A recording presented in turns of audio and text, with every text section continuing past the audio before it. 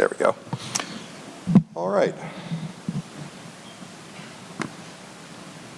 Well, I just wanted to say a few words, introduce myself. So for those of you who don't know me already, my name's Cam.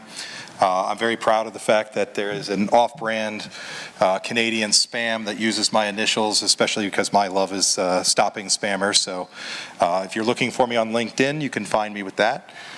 In my day job, I work in high-value, high-target assessment, defense, recovery, and restoration for cybersecurity and whatnot. Feel free to reach out to me on LinkedIn.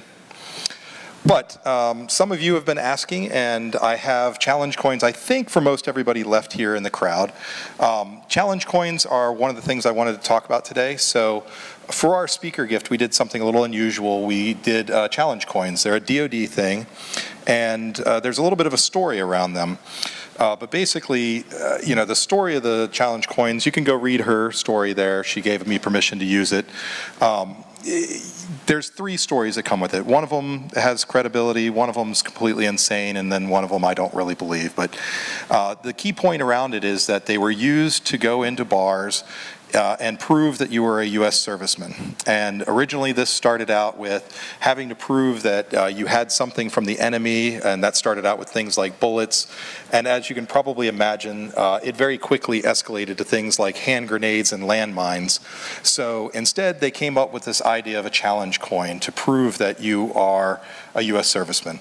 And over the years, many, many special challenge coins have been done. If you know people in the military or in DoD, they will collect these coins. And I wanted to make one that I thought we could collect here for this. But many people also want to know why they're called a challenge coin. And the challenge is pretty basic. Basically, somebody pulls out their coin, taps it on a table. Everybody else has to then pull out their coin and tap. If they can't pull one out, they have to buy the round of drinks. So if everybody has their coins, the person who started the tapping has to buy. So that is the challenge. Now, I hope there's a little bit more beyond it, where I hope to challenge you guys a little bit more in open source, where you'll, push things, get the boundaries going. Use what you've learned today. Find out more about our projects. At Apache we have over 380 projects underneath our umbrella. I can't even close to name all of them, and you've only seen, I think, about 12 covered today. So, but I wanted to give it a thanks again to all our sponsors. Google is our platinum sponsor, but also Linode, AWS, Red Hat, GridGain, Dido, ClearEdge, Bloomberg Tech, Security University, and also my hosts. I know Pong's over there. I saw JP somewhere. There he is in the back. With the Center for Assurance, what do you call it? Center for Assurance Research for Engineering, Engineering, excuse me. So they were our co-hosts today. They gave us a great spot. I hope you guys enjoyed it. The costs were kept really low by our sponsors and by our co-hosts as well. So I hope to do it again next year. And I do have some thanks. So again, I want to thank George Mason. I want to thank JP Offred. I want to thank Pong. I want to thank all the volunteers who helped today and make it work. I want to thank Virtual. They're the people that helped do the management and the registration. They were a great help. All the speakers. We can't do these events without speakers either. And we had some great ones today. So really want to thank that. I hope you guys enjoyed the author and enjoy his book, John Carlin, Dawn of the Code Wars. You should have all gotten a copy. And finally, I want to thank the foundation.